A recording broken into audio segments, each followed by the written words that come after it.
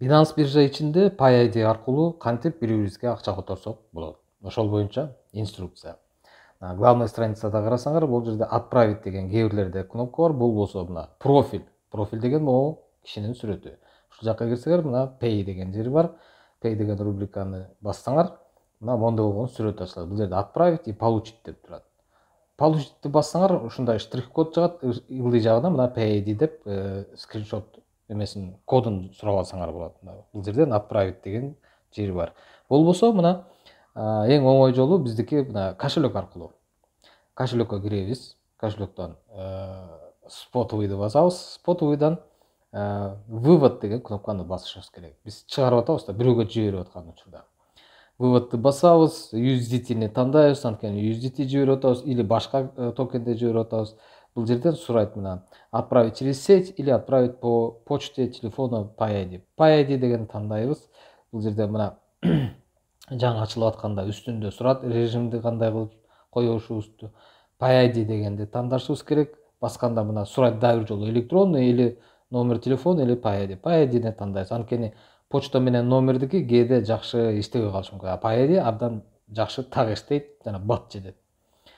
Бул жерден мына Pay ID-ни кимге жиберип аткан болсок, ошол нукун копировать этип бул жерге вставлять этебиз. Андан сырткары сумманы жазабыз ылдый жагына бул жерге. Мисалы мен бул жерде бирөөгө как раз $10 жибермекмин. 10 жибермекмин. Тагыраак айтканда, ошону жаздым. Андан сырткары ылдый жагында сурап атат менден спотовый кошелектонбу же пополнение счеттон которосуңбу деп мына сурап атат. Спотовый или пополнение. Менде пополнение жагында экен, спотовый дегенди өчүрүп коёмун, пополнениеден кетсин акча. Андан сырткары ылдый жагында комментарий, саламдууга жазып ийсеңер болот. Мисалы мен мына салам деп жазып коеюн. Болду, даяр болду. Бир сыра көрөбүз, текшеребиз. И отправить кнопкасын басып койсок эле уже бүттү. Биз жиберип аткан акча кетип калат. Кетердин алдында дагы бир сыра мына отправить басар дагы бир жолу сурайт, туурабы деп, далияны басамын.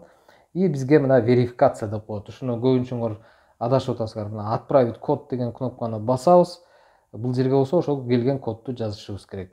Отправить кодду басабыз и бул жерге код басабыз. Бул үстүңкүсү SMS болуп келет, ылдыйкысы электронный поштага. Так, мына бастык. Мына эмеге SMS код келди телефонго. Муну үстүнө жазабыз. Телефон кодду үстүнө жазабыз.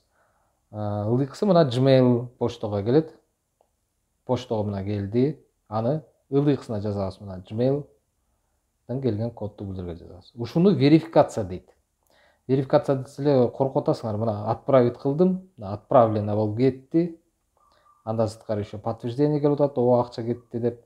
Мына текшеребиз дагы бир жолу. $10 кетти бизден 10 центи менен и Pay ID боюнча код номери. Болду. Скриншот кылып тиги кишиге жиберип коебуз. Болду достор, ушинтип эле бири-бирибизге Pay ID аркылуу акчаларды которуп турсак болот.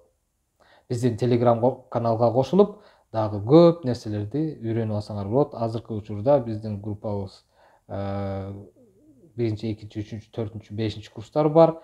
И ар түрлүү нерселерди үйрөнсөңөр болот. Келгиле.